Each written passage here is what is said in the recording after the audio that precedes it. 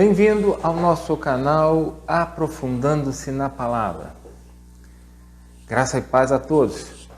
Eu gostaria de estar hoje meditando um pouco sobre o Pai Nosso, a oração do Pai Nosso, tão conhecida de todos os cristãos em geral, tá? Eu acho conhecida praticamente no mundo inteiro, né? Acredito assim. E eu gostaria de ressaltar algumas coisas, fazer algumas considerações. É lógico que isso já é citado muitas vezes por diversos pastores. Eu gostaria de fazer apenas uma colocação que eu acredito muito importante para o nosso dia a dia com Deus. Bem, o que é a oração do Pai Nosso? É a resposta de Jesus ao pedido dos discípulos. Tá? Em Lucas 11, capítulo 11, versículo 1, diz assim: E aconteceu que, estando ele a orar num certo lugar, quando acabou, lhe disse um dos seus discípulos: Senhor, ensina-nos a orar, como também João ensinou aos seus discípulos. Parece algo bastante simples, mas eu fico pensando no que passou na cabeça de Jesus, né? Ele iria ensinar os discípulos a orar, mas o que ensinar? Foi uma oração muito rápida, muito assim resumida, mas essencial. Ele precisaria mostrar qual é o maior propósito numa oração. O que ela deve ser focada? O que é importante constar nessas palavras que nós vamos proferir ao orar ao Senhor? Então, vamos ver o que deve constar nessa oração. Tá? Eu fiz algumas considerações aqui, que eu coloquei assim: o que deve constar na oração? Com certeza Jesus incluiu as coisas mais necessárias, as coisas mais importantes que inclui o sumo da oração. E ele disse assim: a quem a oração deveria ser dirigida? A oração tem que ter uma proposta a alguém. E ele colocou como o Pai, como nós vamos ver. De acordo com a vontade de Deus, essa oração também ela tem que estar de acordo com a vontade de Deus. Porque se for de acordo com o homem nem sabe o que dizer. Então, eu vejo coisas importantes como, né, a oração deve ser dirigida a uma determinada pessoa, que nós sabemos que é Deus, o Pai, né? De acordo com a vontade dele e o cumprimento do propósito dele, tá? E requisitos necessários. Vamos analisar um pouco o que seria isso tudo. A oração diz assim: quando orardes, o original grego diz assim: quando orardes. E esse quando orardes é muito importante. Ele diz assim: dizei, Pai nosso que estais nos céus, santificado seja o teu nome, venha o teu reino e seja feita a tua vontade, assim na terra como no céu. Dá-nos cada dia o nosso pão cotidiano e perdoa-nos os nossos pecados, pois também nós perdoamos a qualquer que nos deve, e não nos conduzas à tentação, mas livra-nos do mal. Então, entrou algumas coisas em questão aqui muito importante, né? Quando orardes. O que quer dizer? Toda vez que você orar. Quando você for orar, ou seja, toda vez que você for orar, tenha em mente focar a sua oração para que não seja apenas uma ladainha, né? Que não sejam palavras jogadas ao ar, ao vento, né? Tenha um propósito, tá? E finalidade naquilo que você vai dizer. Afinal, você está se referindo, tá? Lógico, ao teu Pai, mas antes de tudo, um Deus, Senhor do universo, Senhor de tudo que possa existir. Então, é algo tremendo estar diante da presença dele e ter até ousadia de falar alguma coisa. Por isso nós falamos a um pai que sabe reconhecer as nossas falhas, que sabe reconhecer a nossa até infantilidade, mas que a gente aprenda a conversar com ele, aprenda a ser, estar dentro da vontade dele. Amém? A quem nós devemos orar? Ao Pai. Nós não somos filhos do diabo, nós somos filhos do Senhor. Nós temos a filiação através de Cristo Jesus. Então, por mais infantis até que nós sejamos, nós estamos nos direcionando ao nosso Pai, tá? Somente os filhos podem orar assim. Somente aos filhos. É Ele que está nos ensinando. E está ensinando o quê? Aos filhos, como deve chegar até Ele. Pai nosso que estás nos céus. Tá? Em nome, o seu nome, Ele é santo. O nome de Deus é sobre todo nome. Ele é santificado, quer dizer, ser separado. O nome de Deus está acima de todo nome. Ele é separado e não tem outro nesse mesmo nível. O nome dele tem que ser santificado, tem que ser entendido que é um nome que está acima de todo nome. Não tem nenhum nome acima dele. Todo e qualquer nome que você possa imaginar e possa existir está abaixo dele. Então, colocá-lo na posição adequada. A palavra de Deus diz assim: não tomarás o nome do Senhor em vão. É o terceiro mandamento, tá? Então, desde o Velho Testamento, há um direcionamento para não tomar o nome dele em vão. Ele é santo. O nome dele está acima de todo nome. O nome dele requer reverência. O nome dele requer, tá? Que nós compreendamos com quem nós estamos falando, com quem nós estamos dirigindo.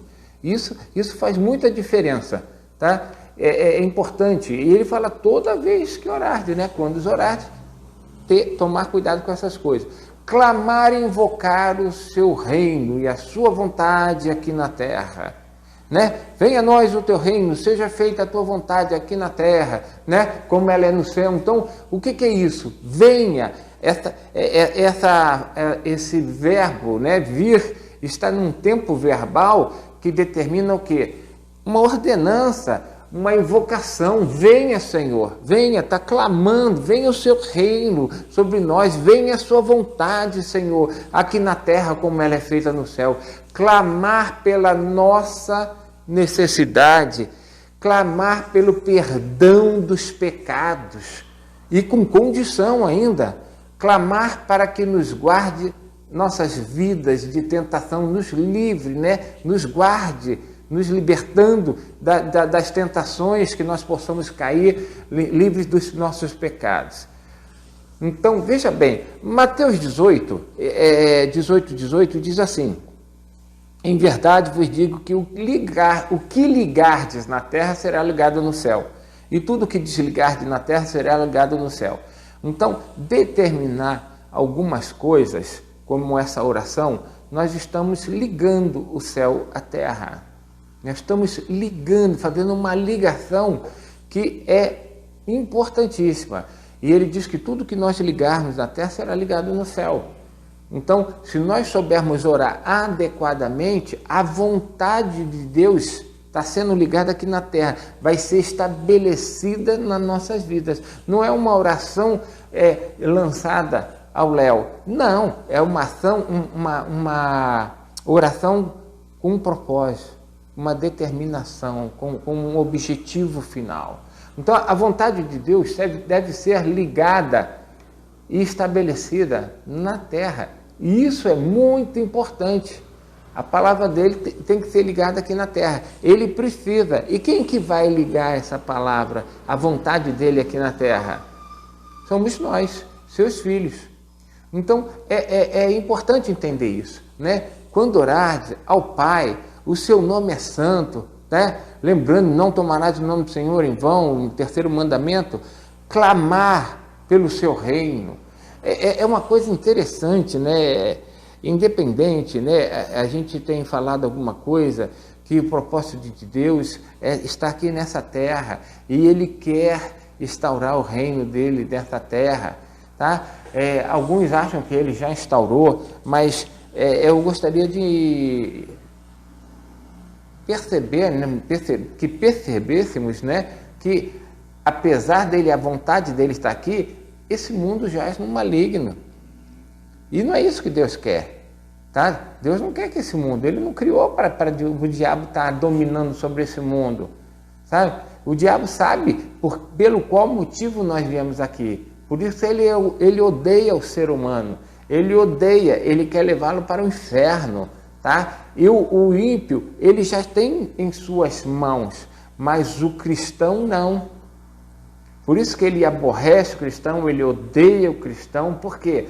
Porque o inimigo dele tem sido atualmente o homem, através de Deus, mas o homem, que está aqui para expulsar os demônios, para determinar a vontade de Deus aqui na terra, para ligar aqui na terra o que é a vontade dele lá no céu, estabelecer, trazer o reino de Deus aqui para a terra, clamando, venha a nós o teu reino. Nós estamos ligando o reino de Deus aqui na terra. Isso é uma abominação ao diabo. O diabo detesta isso, odeia. Por quê? Porque ele quer ser o único reinante aqui nessa terra. Mas Deus nos colocou. Pecamos, sabendo toda aquela história, mas Jesus veio e nos trouxe de novo a ligação com o Pai, nos permitindo agora, tá, falarmos em nome dele. Ele falou, em nome de Jesus, em teu nome nós podemos fazer essas coisas, todas essas coisas. E quando o discípulo pediu, Jesus mostrou direitinho quais são as coisas importantes. Nós precisamos ligar esse reino. Talvez fale assim, não, mas o reino, nós vamos para o céu. Tá? Eu não quero nem entrar na questão agora se nós vamos para o céu, nós vamos ficar aqui na terra. Eu quero que a gente se perceba que a vontade de Deus é que seu reino seja feito aqui na terra como no céu. É isso que está escrito. Tá? Ah, mas depois nós vamos para a eternidade lá com Deus nos céus. Ainda que fosse isso depois, tá? Agora ele está falando que nós temos que ligar o reino dele aqui na terra. E Deus não faz as coisas de propósito, tá? Ele está dentro de nós, o reino de Deus está dentro de nós. Nós temos o contato, aliás, Deus está aqui nessa terra, aonde? Não propriamente na terra, mas está dentro de nós. Isso é uma coisa muito importante.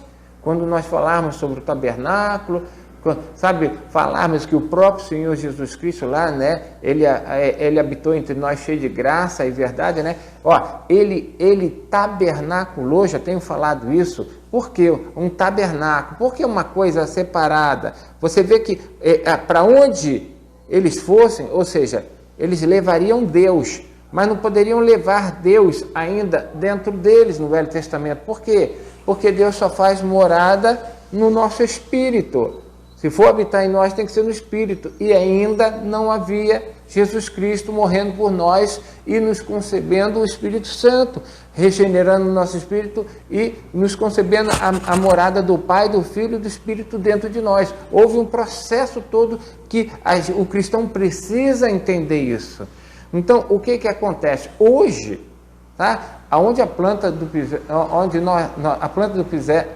aonde a planta do nosso pé pisar, pode ser do Senhor. Por quê? Porque será nossa possessão. E nós estamos fazendo isso em nome dele. Você vê que o tempo todo a palavra de Deus fala para a gente fazer o que no Novo Testamento? Em meu nome. Em meu nome. Então nós estamos fazendo as coisas em nome dele, a favor dele, para ele, por ele são todas as coisas. Então nós estamos aqui hoje representando. Ele não está reinando diretamente nessa terra, mas aonde a planta do nosso pé pisa é sua possessão. Então nós tomamos espaço aqui. mas a terra ainda não foi subjugada, a terra ainda não foi dominada, como diz lá em Gênesis, como Deus falou para Adão, domínio sobre toda a terra. Isso vai acontecer, mas só depois, quando Cristo, nós fomos arrebatados, vamos para o casamento com Cristo, ali nas nuvens, enquanto vai acontecer toda aquela grande tribulação aqui, tá?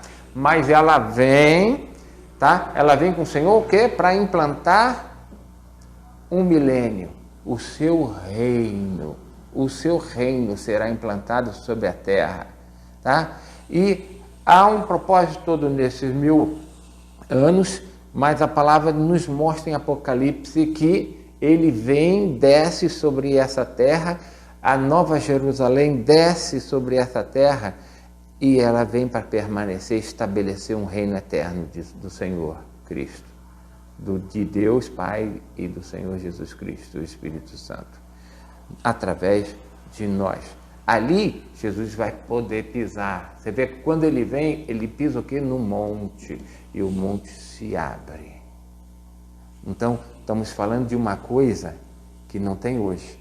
Nós tivemos Jesus pisando nessa terra, mas como homem, não como Deus. Mas ele virá como Deus. E quando a planta do seu pé pisar aqui, essa terra será dele por possessão. E como nós estamos nele, também será nossa. Amém? Então, é tão gostoso ver os livros compostos na Bíblia, como eles interagem, como no fundo, mesmo o Velho Testamento, o Novo Testamento, eles se integram. Nós precisamos entender como é esse funcionamento do Velho e do Novo. Ele não podia pisar nessa terra. Ele veio num tabernáculo feito de mãos humanas, não é isso que a palavra de Deus diz? Mas para ali, dentro daquilo ali, ele poder se manifestar, mas ele não poderia se manifestar em outro lugar. Por isso que aonde fosse tinham que levar. Por quê? Porque ali continha a Arca da Aliança. Ali tinha a Arca da Aliança. E a Arca da Aliança, se analisarmos dentro dos livros, né, do Velho Testamento, nós vamos ver a importância que tem essa arca, né? E é até motivo de tema de filmes. Por quê? Porque traz chama tanto atenção que até filme se faz sobre isso. Essa aliança está lá no Santos dos Santos, a Arca da Aliança está lá no Santos dos Santos. E ela vai estar aqui sobre essa terra. E o Senhor reinar para todo sempre, sempre. Amém. Como diz, né, aquele hino chamado Aleluia de Handel, né? E ele reinará para sempre e sempre. O reino deste mundo serão do Senhor e do seu Cristo, como diz Apocalipse. Então, ele não está falando de outro reino, tá? Que o reino dele vem ali no milênio de não. Os reinos deste mundo passarão a ser do Senhor e do seu Cristo. Então, ele reinará para todo sempre. Ele reinará para todo sempre. E como diz o hino, aleluia, louvado seja Deus. Aleluia, aleluia, aleluia. Louvado seja Ele. Então, esse é o propósito. Qual é o grande problema?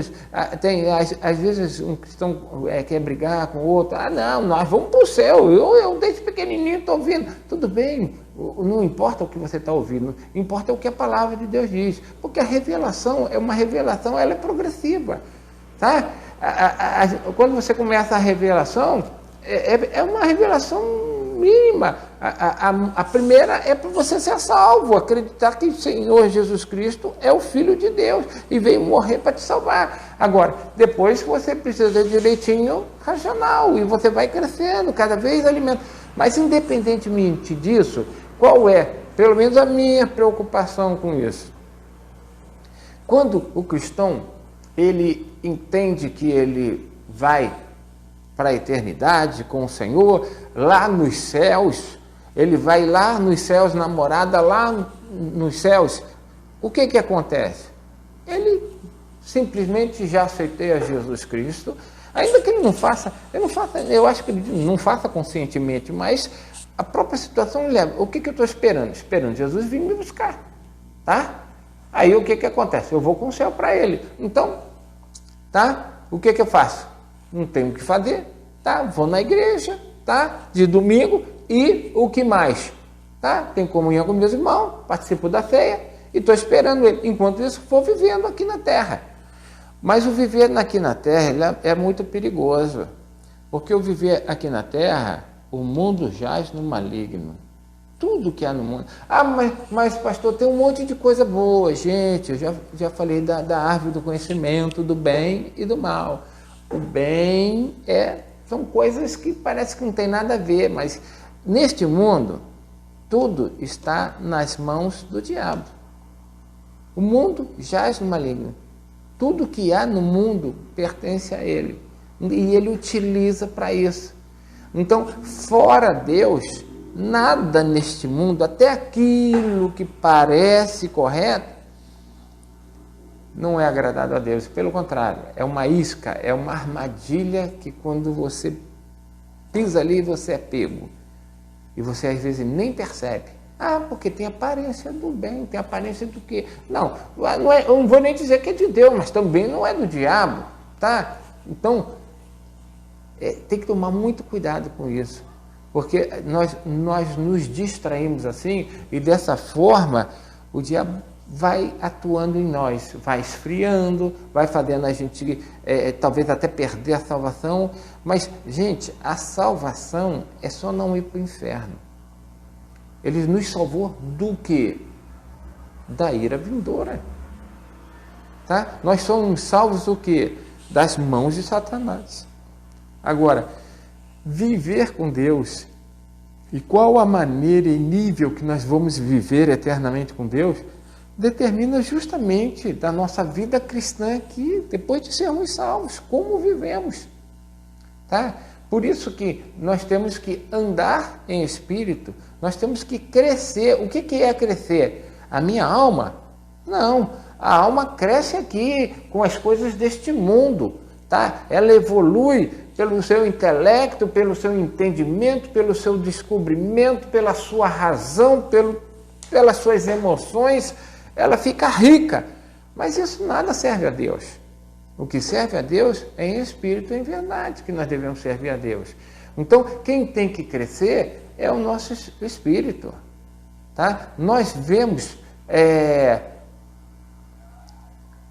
por exemplo, Elias, né? Elias andou tanto com Deus que Deus tomou para si. Nós vemos o poder de Deus operando nele de forma extraordinária, um crescimento espiritual. Não era a alma dele que estava sendo desenvolvida com tecnologia, disso, daquilo, tá? Não.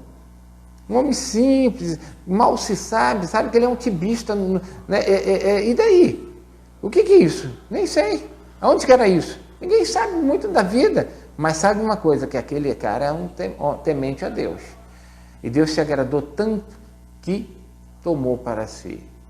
Outro também exemplo de arrebatamento é Enoque. Enoque viveu mais de 300 anos e ele andou na presença de Deus, de tal forma que o Senhor tomou. Então, a chave de um arrebatamento é ter esse Deus fluindo em nós de maneira adulta, sabe? Não simplesmente como o penhor da nossa salvação, tá? Ser salvo é uma coisa, tá? Casar com Deus, casar com o Senhor Jesus Cristo, ser um só com Ele, com Deus e com o Espírito, é algo assim que, sinceramente, o homem não tem como imaginar.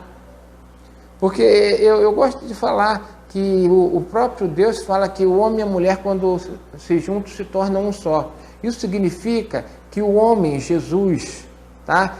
E a mulher, né, que é o homem, tá? Que vão se casar, tá? Se tornarão um só de uma maneira plena e total.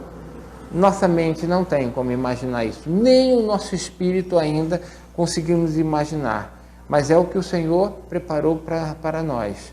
A oportunidade é a todos, mas se a gente se distrai com as coisas deste mundo, nós vamos perder.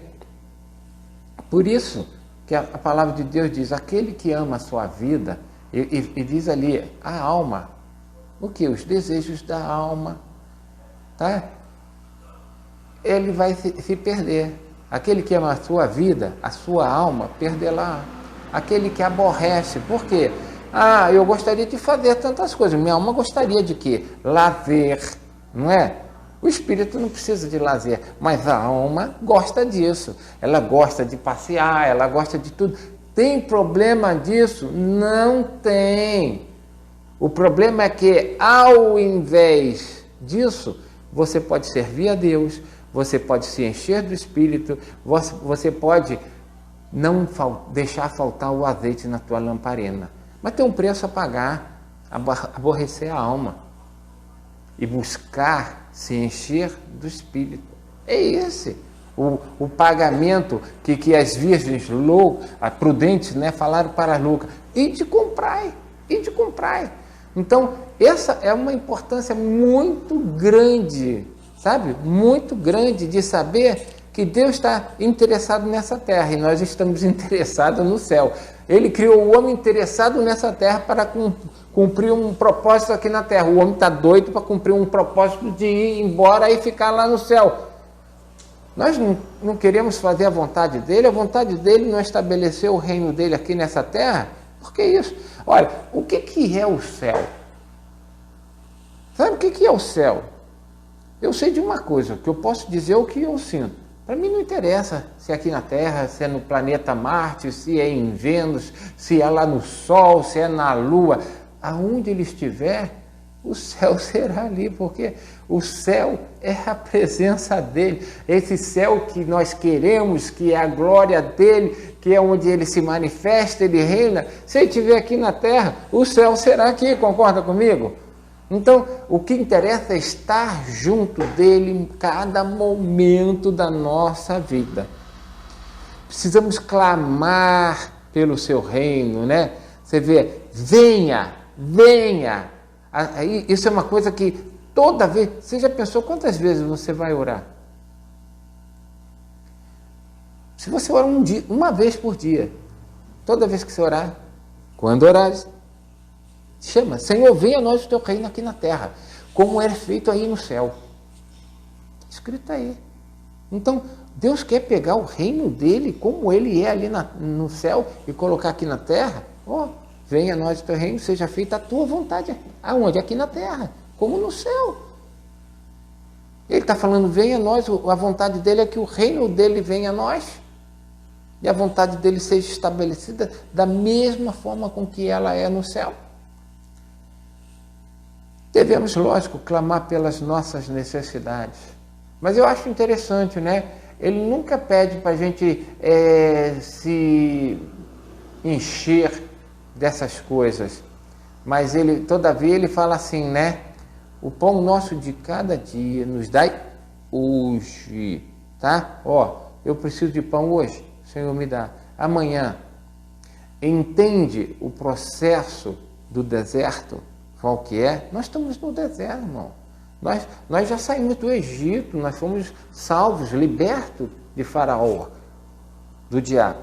Agora nós estamos 40 anos no deserto. Não era para ser 40 anos, mas chegou quase 40 anos. O pior, daqueles que saíram lá do Egito, só 2 entraram na terra prometida. Tá? Gozado, né? Terra prometida. A Bíblia fala tanto em tipologia, usa tantas figuras, né? E ela chama de terra prometida. E depois fala para a gente, venha a nós o teu reino, seja feita aqui a tua vontade aqui na terra. Por quê? Essa é a terra prometida do cristão? Para pensar. E se for? Por quê? Ele vai restaurar isso a tal ponto que a Bíblia fala, era um novo céu, uma nova terra.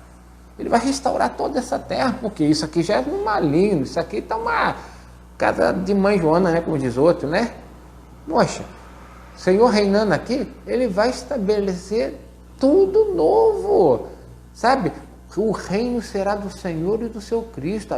A palavra de Deus lá em Apocalipse diz: os reinos deste mundo serão do Senhor e do seu Cristo.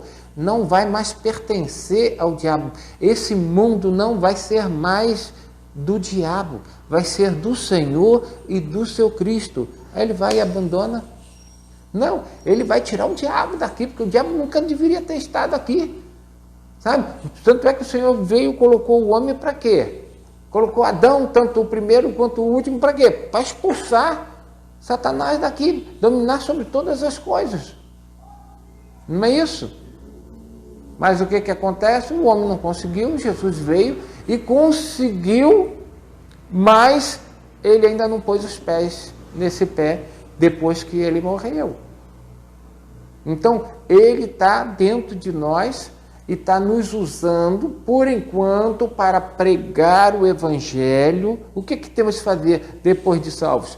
Nós temos que pregar o Evangelho a toda criatura, tá? E também nós temos que o quê? Crescer espiritualmente, para definirmos o nosso status quo na eternidade. Qual será o nosso status quo? Tá? Como é que nós vamos ser? Porque uma coisa eu sei te dizer, tá?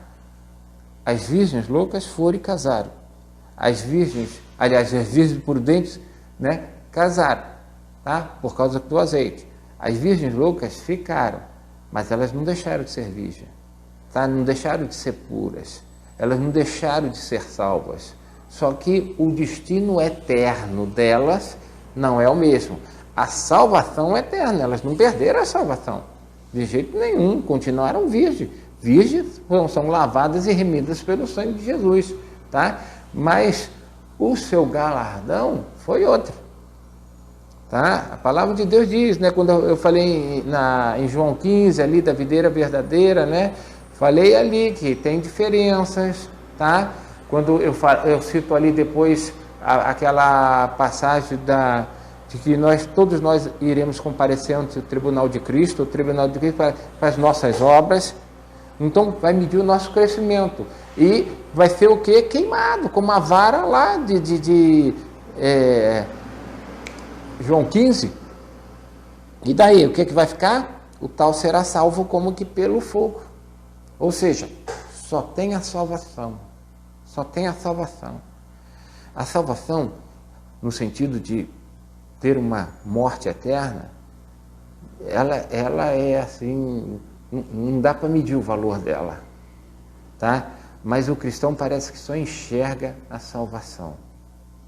A salvação é uma correção do plano de Deus que não era para Adão ter comido e morrido ali, tá? Por isso que houve necessidade da salvação, tá? Mas o propósito era para que Adão comesse da árvore da vida, se alimentasse de Jesus Cristo, como ele mesmo fala: quem de mim se alimenta, por mim viverá. A tal ponto de estar crescendo a estatura de varão perfeito, a fim de que quando ele vier, venha buscar a igreja. Então, a salvação serve para nos recolocar, vamos dizer assim, entre aspas, lá de novo no Jardim do Éden, diante das duas árvores. Nós temos as duas árvores dentro de nós, tá? Nós temos no nosso espírito Jesus Cristo como nossa árvore da vida. E temos na nossa carne a árvore do conhecimento do bem e do mal. Para quem a gente vai escolher? É a alma que escolhe. Escolhe se inclinar para a carne ou se inclinar para o espírito.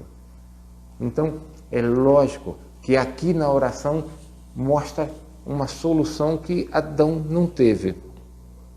Ele fala assim, né? Perdoa os nossos pecados. Amém? Todo mundo sabe que Jesus já morreu pelos nossos pecados. Por todos. Todos que nós cometemos e todos que ainda vamos cometer. Certo? Beleza. Mas eu gosto de estar sempre lembrando o quê? Que apesar de Jesus ter morrido por todos os nossos pecados, tá?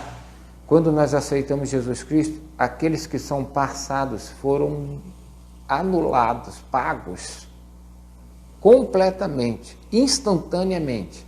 Só que, a partir dali, agora toda vez que você pecar, potencialmente em Cristo, você tem o perdão. Por quê? Porque ele morreu por todos os teus pecados. Só que agora é uma diferença. Você não está nascendo de novo. Você está pecando depois do novo nascimento. Tá? Por quê? Porque você tem a carne. O espírito não peca, mas a carne peca. O espírito não peca, mas a carne peca. Então não é uma questão de novo nascimento. O teu novo nascimento é o espírito que Deus colocou dentro de você. Mas a tua alma peca. E como os nossos pecados fazem separação entre nós e Deus, o que eu falo? A palavra de Deus nos ensina que Ele é fiel e justo. Se nós confessarmos o nosso pecado, é fiel e justo para nos perdoar. Então, se você não pedir perdão, o pecado, o sacrifício de Jesus Cristo não pode ser aplicado para você naquele pecado. Por quê? Ele só vai ser efetivado em você no momento que você confessar. Muito cristão não sabe disso, e isso pode até te impedir de ser a noiva de Cristo. Porque se você está em pecado, que comunhão tem Deus com o pecado? Entendeu? Então há necessidade, por isso que ele fala assim, toda vez que orares, quando orardes, ora pelo perdão dos seus pecados. Por quê? Porque, olha, é quase, se é que eu não posso dizer, que é impossível o homem não cometer um pecado que sequer que seja no dia. Ah, mas é só um pecadinho, querido, não tem pecadinho, pecadão. Todo pecado faz separação entre Deus e nós. Então, eu tenho que ser vigilante, tá? Na dúvida, peça perdão. Senhor, eu não estou lembrando de nenhum pecado, Senhor, mas se eu cometi algum pecado, Senhor, eu entrego agora nas suas mãos. Me perdoa, me perdoa. Mas eu quero acrescentar mais um ingrediente aqui. Um ingrediente que o cristão não leva em consideração. O que ele fala? Assim como nós perdoamos os pecados daqueles que nos devem. Como que é? Perdoa as nossas dívidas, assim como nós perdoamos aqueles que nos devem. Se alguém pecou contra mim e eu não perdoar, eu posso até confessar, mas o Senhor não pode ser fiel e justo. Por quê? Por causa dessa condição aí, que você não perdoa o outro e você quer ser perdoado. A palavra de Deus nos ensina a ler na oração do Pai Nosso, tá? Que além de Jesus Cristo ter morrido por você, depois que você foi salvo, você precisa pedir perdão, confessar pecado. Se você não lembrar, peça perdão mesmo daquele pecado que você não lembra que ter cometido. Mas tem mais. Para ele efetivar agora, através do sacrifício de Cristo, esse perdão, você tem que perdoar aqueles que te devem. Então, às vezes o cristão fala, esse povo ímpio todinho só faz coisa ruim mesmo, ó, veio, o ladrão entrou, roubou a minha casa, levou, estragou. Perdoa. Muito cristão tem dificuldade disso, hein? Muita dificuldade disso.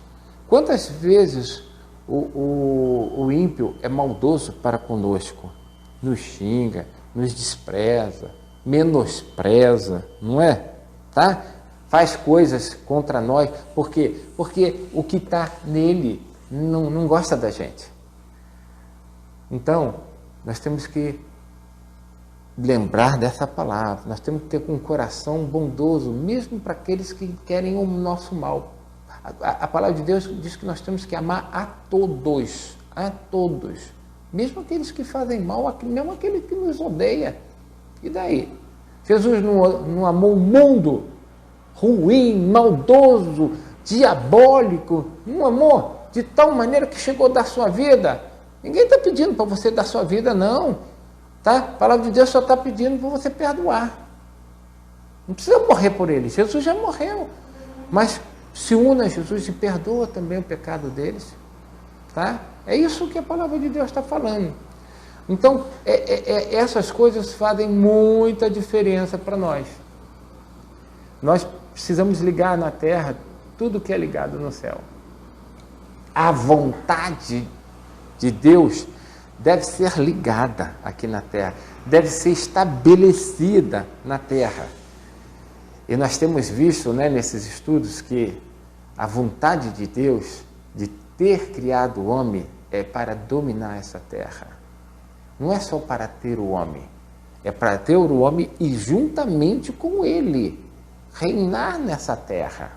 Por isso que ele, logo em seguida, ao criar o homem, colocou ele diante do que? O seu esposo, né? Para que como noiva casasse com seu esposo e se alimentasse dele diariamente, que é a árvore da vida, onde ele ia se encher da vida de Deus, cheia do poder, se tornando um só com ele, a tal ponto que iriam casar. E ele deixa ali, né? Ele deixa ali o que? O homem e a mulher. Foi tirada de Adão. A igreja também não foi tirada também do último Adão, tá? Mas quando se une, serão ambos um só. Então, da mesma forma que o homem e a mulher, quando se unem, se tornam um só, a Bíblia é cheia de figuras, nós temos que entender as figuras que ela apresenta, as tipologias, sabe? Todas essas figuras de linguagem que ela estabelece.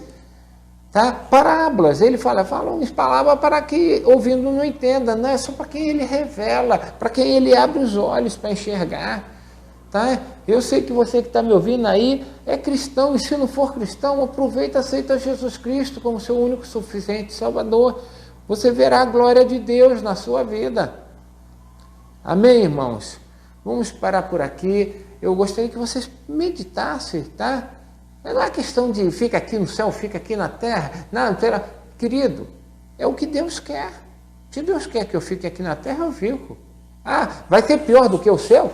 Não, eu vou estar com Ele. Então, aonde Ele estiver, tá? Esse céu, tá? Entre aspas, que a gente tanto quer, é aonde Ele estiver. Se Ele estiver aqui na terra para toda a eternidade, sem diabo, sem demônio, sem nada, um reino de glória, de poder, de manifestação de Deus, é o céu, é o céu. Então, tem gente que fica ofendido quando ouve isso. Eu sei que por muitos anos foi ensinado isso, mas você pega detalhes na palavra que mostra isso, tá? Para que Jesus veio aqui? Para tomar esse terra. Vai reinar 1000 anos, expulsar o diabo, para depois ir embora e deixar a terra abandonada. Para quê? Tá? Então tira o diabo, lança no inferno, tá? E vai embora para o céu. Tá? Não, ele quer essa terra. Está lá logo em Gênesis, logo no início. Está lá escrito que ele criou o homem e falou para ele dominar essa terra. Tá? Então, é hora da gente crescer um pouco mais, saber que nós estamos aqui, o único tempo que nós temos de crescimento para determinar nossa eternidade aqui e agora. Então, as preocupações com as coisas desse mundo, por mais que não haja nada de mal, não vou nem dizer de aparência, nada de mal, mas elas servem de um subsídio do diabo para te tirar o foco. E, em vez de você crescer, você está se investindo nessa tua vida humana aqui nessa terra, só cuidando das coisas humanas. O mundo jaz no maligno, sabe? Ah, mas é coisa boa. Eu sei, mas tudo que está nesse mundo está nas mãos. Você vê, não é a árvore do mal, é a árvore do conhecimento do bem e do mal. O diabo está ali. Mesmo no bem, mesmo nas coisas que são bem nessa vida, cuidado, estão contaminadas. Enquanto o Senhor não vier expulsar o diabo definitivamente daqui, renovar tudo isso no novo céu, numa nova terra, não dá para confiar. Nem no bem, nem no bem. Não dá, cuidado, porque o bem está em Satanás. O bem aqui nessa terra faz parte de Satanás. Então, somente a vontade de Deus nos interessa. Seguir a vontade dele. Ah, sim, eu sei, mas eu tenho que me abster um monte de coisa. Quem ama a sua vida, perdê-la. Quem aborrece, preservá-la para a vida eterna. Tá? Então, o que nós temos que fazer? Nos voltar para o Senhor. É tempo de crescer, eu não estou aqui para usufruir nada. Eu vou reinar com Cristo eternamente nesta terra. Vou usufruir de tudo que é bom. Mas agora não. Porque se eu fizer isso agora, preservá-la aí para a vida eterna, aonde? No inferno? Ou, pelo menos, deixando de ter galardão, o principal galardão é ser a noiva de Cristo, reinar com Ele como um só. É isso que eu quero. Não é que eu não gosto das coisas aqui da terra, não, mas eu quero estar reinando com Cristo em cima de tudo isso aqui. Aí vai ser gostoso, hein? E muito mais que a gente nem imagina.